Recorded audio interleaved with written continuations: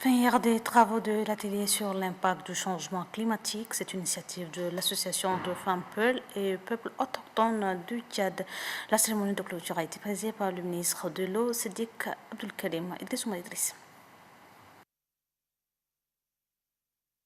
Et le climat, dialogue autour de l'adaptation au changement climatique en Afrique, c'est le thème choisi pour bien élucider l'impact des changements climatiques dans l'environnement du peuple pastoraux.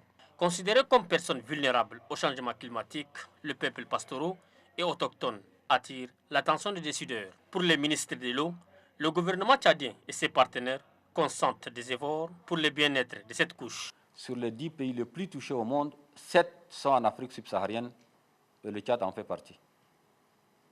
Donc c'est une question qui préoccupe les autorités. Le chef de l'État a été à plusieurs reprises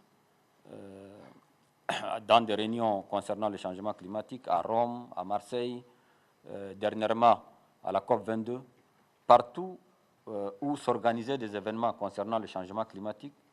Le chef de l'État a pris part personnellement pour évoquer les difficultés que posent ces phénomènes dont les conséquences sont vraiment catastrophiques. Pour aller concrètement aux actes, les participants à l'atelier proposent des solutions idoines pour faciliter aux acteurs les prises de décision.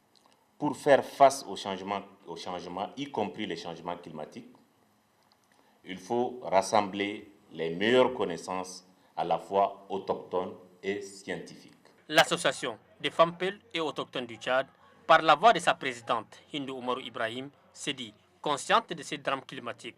Particulièrement au Tchad, les Pelmbororo sont impactés par le changement climatique, mais ils ne reçoivent pas les informations nécessaires.